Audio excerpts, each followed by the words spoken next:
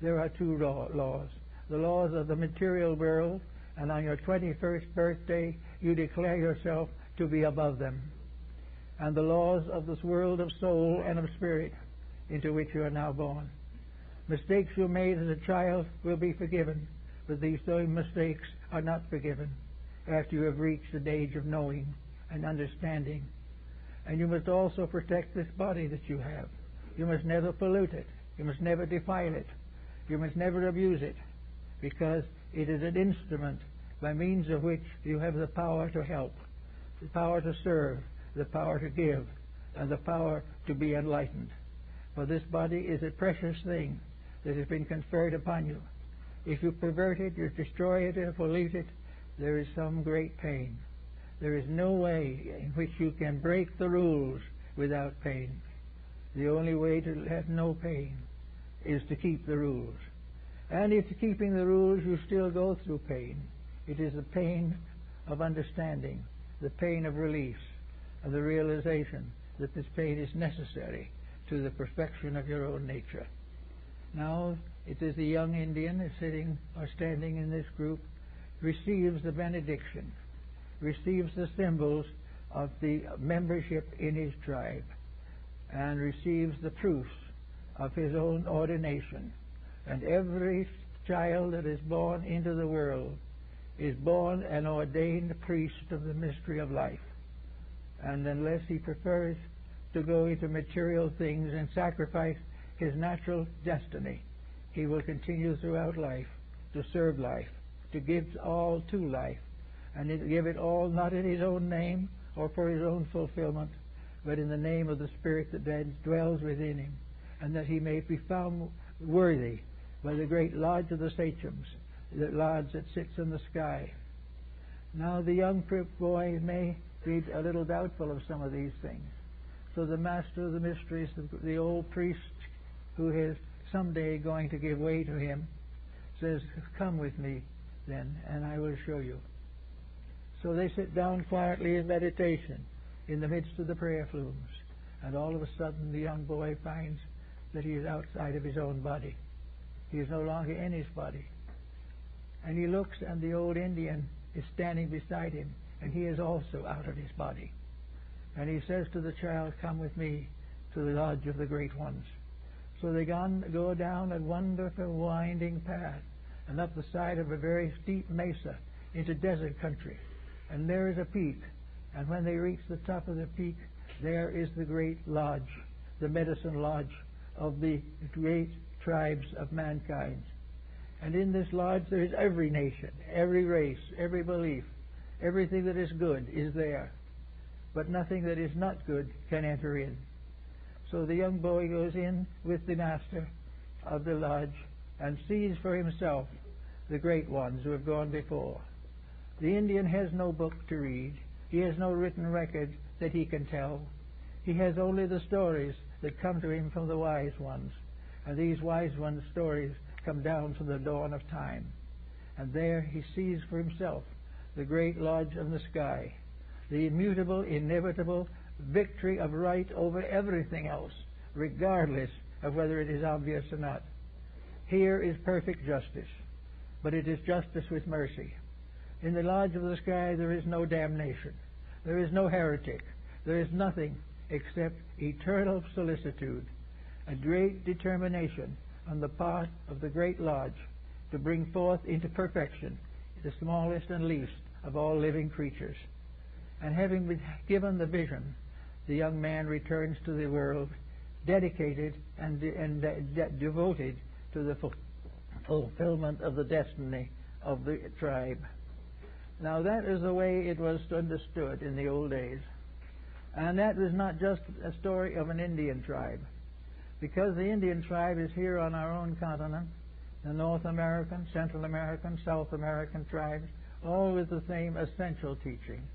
But it is also the teaching of all the other religions of the world. The religions that teach that in a mysterious way there is a reason for us. There is no such a thing as an accident. Sometimes it may seem that in the generation of living things there are many accidents and many miscarriages of justice. But all this is an illusion. Behind everything that happens is the will of the Great Spirit.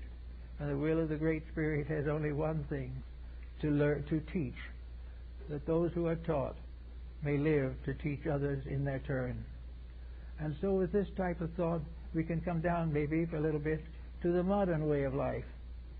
How are our dedications? How are our convictions about these matters? Do we recognize every child that comes into the world as a citizen of eternity? Do we recognize them all as brothers and sisters? Do we recognize a common responsibility that we have for all that lives? Because in turn, all that lives has to accept the responsibility of our existence.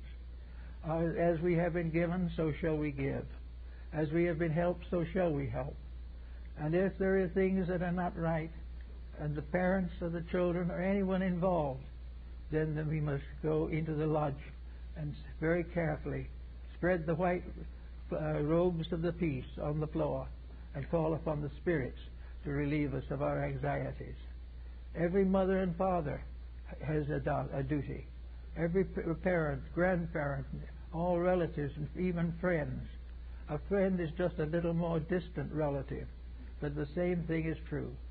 Until the world realizes that humanity is one family, there will never be an end to pain. And that was realized long before there were books, and has been forgotten ever since there were great mediums for the transmission of knowledge. There has been no realization of the great purpose behind all of this. The great purpose that we are gradually being created into a race of heroes, a race of great spirits who can go forth to carry the wisdom of the ages beyond the stars, beyond the planets, not with mechanical ships built out of steel and muted by various chemicals, but the great spirit of life itself, the spirits that come into birth, the spirits that come in to learn, and which must go forth in time to become the teachers of all that live. And each one comes with a lesson to learn and a gift to make. And those who are coming up now to their maturity, we may like to think of that a kind of a maturity of the world is coming with a sort of 21st birthday. And we think maybe that birthday is the beginning of a new century.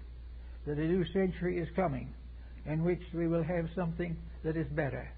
But when the time comes to celebrate the coming of this birthday, we can't do it with ice cream and cake. We've got to do it with dedication.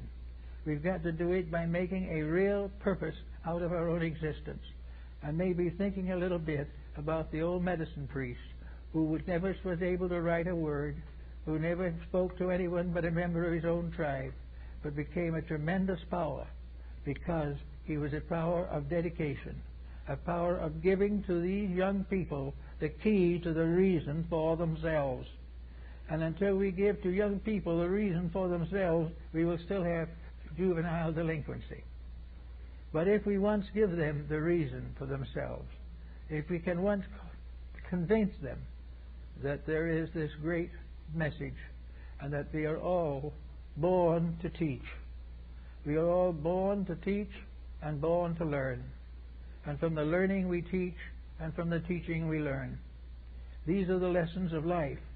And that is the reason why education is nothing if it is not accompanied by dedication, by some tremendous internal experience. There must be an inward motion towards reality. Now we look at the young people of today who are not in any Indian tent or on the side of an old hill. Most of them do not even respect education because it isn't educating them. They don't expect education because they have none. They do not see any reason why they should be better because nobody else is. All of this tremendous verbal, written understanding from books. The professor gives a lesson from page 212. The child memorizes the page and gets the correct page and correct line and gets a passing mark. He knows nothing.